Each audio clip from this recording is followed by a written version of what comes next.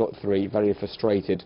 Former Tottenham men in the studio with me, and I suppose what's really added to the frustration for all 3 of you is that when Son came on and it became 2-1 and they were getting the ball out wide and they were penetrating, you thought, hold on, we might do this. It was screaming out, even in the first half, for players to kind of hug this line and attack from both sides. Walker was brilliant throughout the game, but you know, in the early stages when Son came on, he gave them another option. But you know, as I said, Walker was their biggest threat for most of the night. It's a lovely little touch from Eriksen.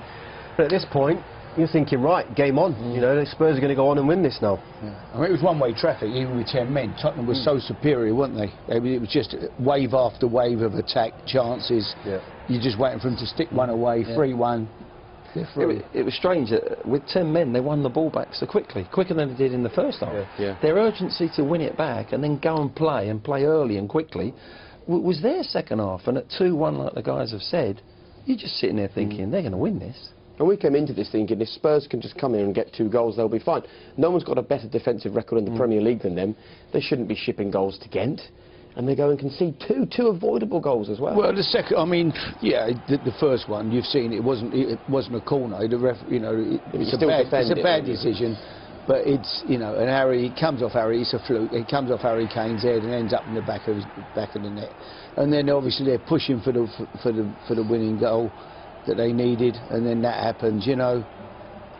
The only thing you would say in that clip there, Dyer trying to play offside is the only thing that probably stands out. But you're really risking a lot at this point of the game. You're overcommitting. You're really trying to. I mean, it's one goal and they're through, so you can't blame them for getting caught out. But you know, that's about picking the bones out. You've got to go for it. Correct. Nobody's sitting back. You know. I think you've got to give them a lot of praise as well. They were 2-1 down, 1 more goal for Tottenham, and they're out. For a corner, Spurs have got a corner. They've left 3 out. The manager's left 3 up at times, and Spurs didn't know what to do. They didn't know whether to mark them 3v3. At times it was 3v2, and they had to take a risk. So they came here with a plan, and at times they were sort of quite adventurous.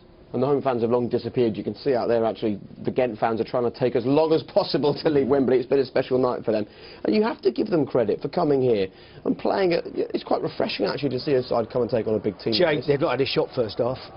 Not had a shot goal. They've not had 1 shot goal. But they didn't need one. Where's all the adventure? They've not had 1 shot goal in the first half. There's an own goal from Harry Kane. An own goal from Harry Kane. They scored a second goal against 10 men. They break when Tottenham are pushing everybody forward. I mean, suddenly we're hearing as though they're top-class opposition. They're not. They're not. No, they're not top class. They're not. They've got away with it tonight. And listen, I'm the first. I criticised Tottenham heavily last week for the game away from home. I thought they were terrible, Tottenham. But tonight, I mean, the sending off has absolutely killed them. You've got to play with 10 men out there. It's not easy, is it? You know, even with 10 men, they absolutely dominated the opposition, and they should have won the game. But all right. Well, look, we're not going to disappear. We're going to stick around. We're live till 11 o'clock tonight. We will take a look at the sending off. We'll hear from that man as well. Stay where you are. The highlights of tonight come next.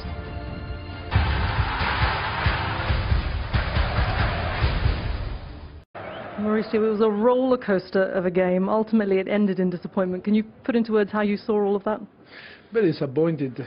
I think it was a game that we were excited to play today in front of our fans, and we started the game very well because we scored and the tie was open, but we conceded a goal in only 1 action in the first half, on goal.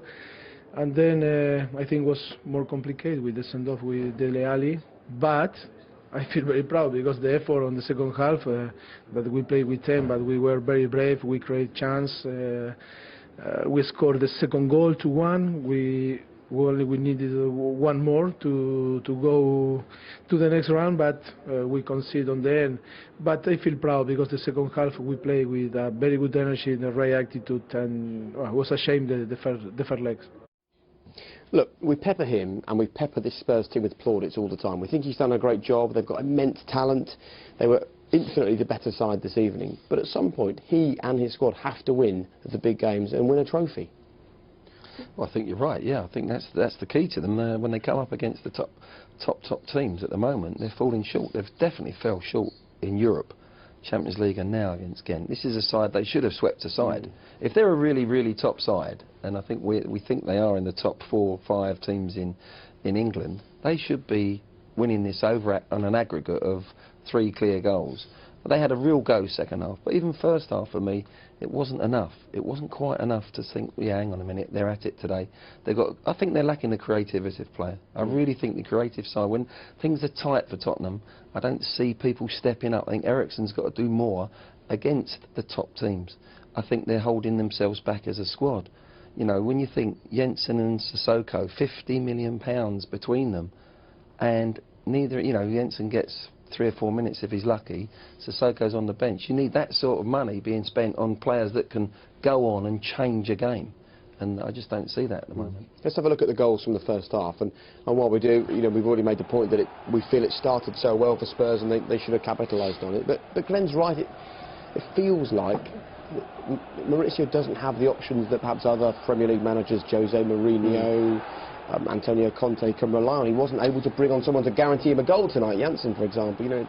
No, look, I mean, I totally agree with Glen in terms. Look, I think Spurs starting 11. They've got probably one of the best starting 11s in the league. But as a squad, I don't feel they can compete, you know, with the other top teams within the league, because you know, and that shows clearly tonight. But obviously, you've seen the goals going in here. What can I say about that? Harry Kane obviously knocking it into the back of his own net. The mistakes, missing the first header with Eric Dyer at the back post. But it was a tough one for them to take because they started so well, and then it kind of everything just went down after that ball went into the back of the net, and they had to somehow build themselves back up. You're still the Spurs manager. What do you say to Dele Alli? He's got to cut that out of his game. He's got that streak in him. I love him. I'm his biggest fan. I rave about the boy. That tackle is horrendous. He could have finished a fella's career there. He could have finished his career. He's lost. He's not got a decision. You see his reaction straight away. Lost his head. Look at that. You don't see it. Look. Oh. How the fella's not got a broken leg, I do not know. It's a miracle. But, you know, they lose it. They lose him. They go down to 10 men. Now, with 10 men, one each, you've got it all on. You're playing here at Wembley. But I thought they came back so strong, Tottenham, second half. They missed chance after chance after chance. They get a goal, go 2-1 up. And at that stage, I could only see, I thought they would do it. I thought they'd get the other goal. Here is the goal. They got done on the break.